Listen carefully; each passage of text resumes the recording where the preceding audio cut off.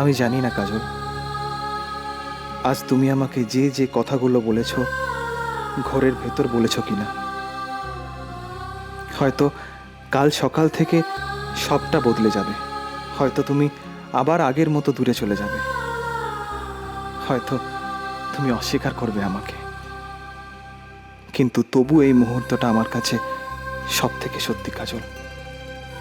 তুমি ঘরের মধ্যে বললেও মনের কথাগুলোই বলেছ, আর এরপর যা বলবে সেগুলো সব বাইরের কথা।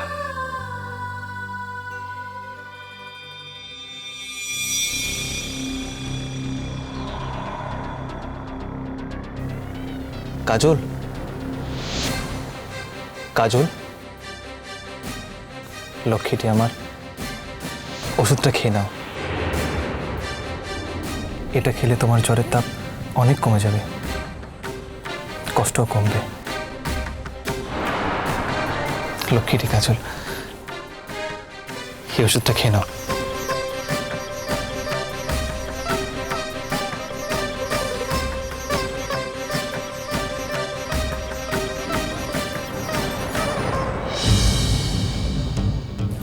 কি করছো?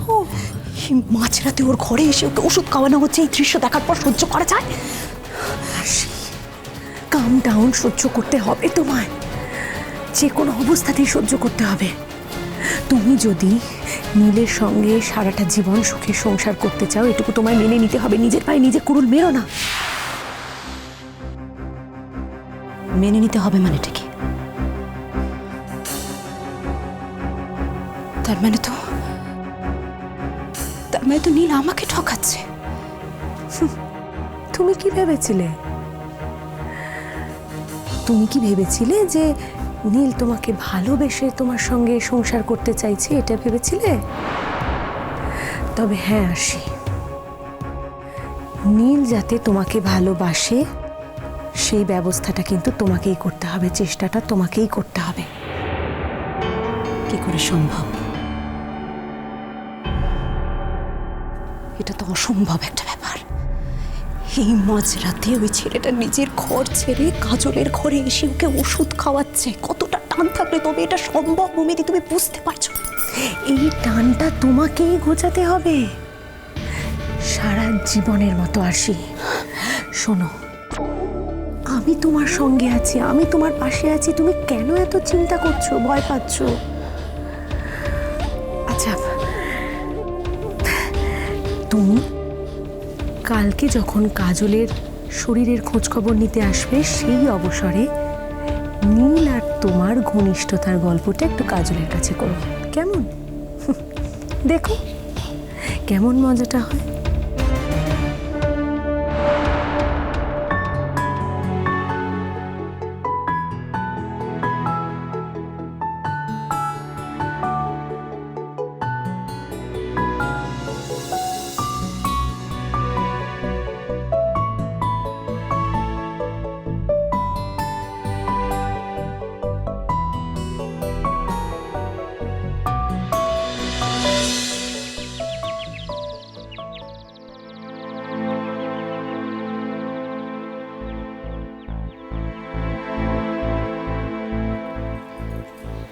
দাদু ভাই,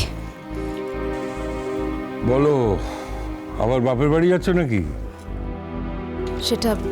সেটা তোমার ডিসিশনের ওপর। উমা, বেশ তো ছিলে, আবার বাপের বাড়ি যাওয়ার কথা উঠছে কেন? আরশিমা, মামুনি, আমি ভূমির কাছে কি শুনলাম? কি শুনছি আমি? তুমি নাকি সুটকেস গোছাচ্ছিলে? তোমরা এসেছো, ভালোই হয়েছে ভাবি। আমি তোমাদের সকলের সামনে একটা কথা বলতে চাই, আর আমি চাই কাজল এখানে থাকুক।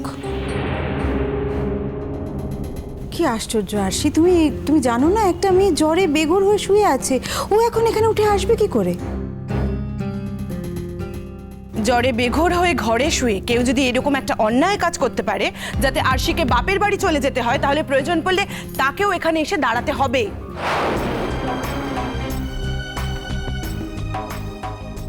কি হলো আরশি? তোমাকে তোমাকে কালকে কতবার বারণ করলাম, তুমি শুনলে না তো আমার কথা। বড় বৌমা, আবার নতুন কোনো খেলা শুরু হলো নাকি?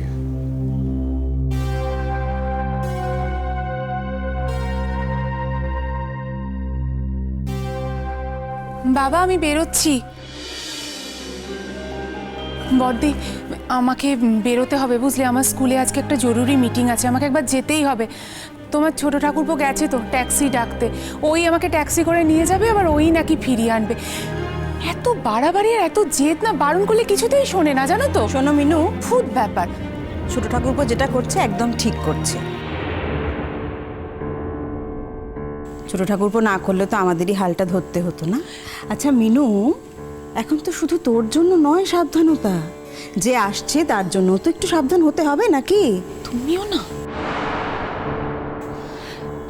কিন্তু এখানে কি হচ্ছে? এখানে তো মনে হচ্ছে কোনো গোল টেবিল বৈঠক হচ্ছিল। তোর যদি সময় থাকে তাহলে থেকে জানা মিনু। ছোটন গাড়ি ডেকে আনলে তো ভেতরে এসে বলবে। হ্যাঁ নিশ্চয়ই, ও ট্যাক্সি ডেকে আনতে আনতে কিছুটা সময় তো আমি আছি। কি হয়েছে বলো না ভর্তি?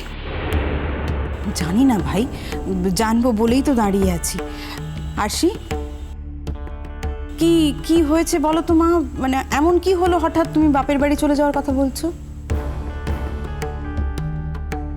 আরশির আবার কি হয়েছে? ও তো খুব আনন্দেই ছিল, নীল আবার ওকে নিয়ে কোথায় বেড়াতে যাবে বলেছিল, খুব খুশি তো ছিল এই কদিন। আবার কি হলো? কাজল এ বাড়িতে থাকলে আমার পক্ষে এ বাড়িতে থাকা সম্ভব নয়। এই কথাটা তো আমি আগেও অনেকবার বলেছি বাবা। এটা আবার হয় নাকি কখনো? এটা কখনো সম্ভব? একই বাড়িতে পুরনো বউ থাকবে, আবার নতুন বউ থাকবে, সেটা আশিকে মেনে নিতে হবে। না না না, এটা কোনো কাজের কথা নয়, এটা কোনো কাজের কথা নয়। আর তোমাকেও বলি আরশি, আমি কিন্তু তখনই তোমাকে বারণ করেছিলাম। তুমি আমায় কি বললে? ও থাকতে চাইছে, থাক না। তখনই যদি শক্ত হাতে হালটা ধরতে, তাহলে তোমার বাপের বাড়ি যাওয়ার প্রশ্নই উঠতো না। বাই দ্য ওয়ে, আমি কিন্তু এসবের মধ্যে নেই, আমাকে প্লিজ কেউ কিন্তু এসবের মধ্যে জড়িয়ে ফেলো না। ভূমি, তোমাকে নিয়ে ভাবা না আমরা ছেড়ে দিয়েছি, জানো তো। দেখো, তুমি আজ পর্যন্ত যা যা অন্যায় করেছো তার শাস্তি দেওয়া কোনো মানুষের পক্ষে সম্ভব নয়, মানুষের ক্ষমতার বাইরে। একমাত্র ঈশ্বর তোমায় শাস্তি দিতে পারেন, আর সে ভরসাতেই আমরা আছি। হ্যাঁ, আরে কি মুশকিল, এখন তো এখানে কথাটা হচ্ছে কাজলকে নিয়ে। এর মধ্যে ভূমিকে কেন টানাটানি করা হচ্ছে সেটাই তো বুঝতে পারছি না। এ আর নতুন কথা কি শুভদা? তুমি তো কোনো সময় কোনো কথাই ঠিকমতো বুঝতে পারো না। আর ভূমিকে নিয়ে এখন কেন? ভূমিকে নিয়ে যে সব সময় টানাটানি হতে পারে, এটা কেন মানতে পারো না বলো তো তুমি? আমার মেয়ে জামাইকে ওদের বাড়ি যাবার দিন ভূমি যেভাবে ফাঁসাতে চেষ্টা করেছিল, সেই জন্যই তো তোমাদের ছেলে ওইভাবে রিয়াক্ট করেছিল। ও তো পণ করে বসেছিল যে ভূমি এ বাড়ি থেকে না গেলে ও কিছুতেই এ বাড়িতে থাকবে না। নিহাত লাল কদিনের জন্য এডুকেশনাল এক্সকারশনে গেছে, তাই ও ফিরে এলে যে কি ভয়ঙ্কর কাণ্ড হবে কে জানে। ভয়ঙ্কর কাণ্ড আর কি হতো মিনু? এই কথা তো মানিস যে দুষ্টু গরুর থেকে শূন্য গোয়াল ভালো। আমরা ওই দুষ্টু গরুটাকে এতদিন ধরে পোষ মানানোর চেষ্টা করছিলাম, একটু শিক্ষা দীক্ষা দিয়ে পথে আনার চেষ্টা করছিলাম, কিন্তু দেখলাম যে কিছুতেই কিছু হওয়ার নয়। ও তো আর এই জন্মে বদলালো না। যাকে যাক, ভূমিকে নিয়ে আলোচনা করে সময় নষ্ট করার মতো সময় আমাদের হাতে নেই। আর সে বলো তো মা, কি হয়েছে তোমার? কাজলের যে জ্বর হয়েছে সে কথাটা তো আমাদের কাউকে জানাতে পারতো কাজল। উমা, আমি তো জানি। তুমি তো শুধু একাই এ বাড়িতে থাকো না, আমরা সবাই এ বাড়িতে থাকি। তাই শুধুমাত্র তুমি জানবে আর আমরা কেউ জানবো না তা তো হতে পারে না। আমরা যদি কেউ জানতে পারতাম তাহলে অ্যাটলিস্ট কোনো ওষুধপত্রের ব্যবস্থা করতে পারতাম। জন্মে বাজে জন্মপথ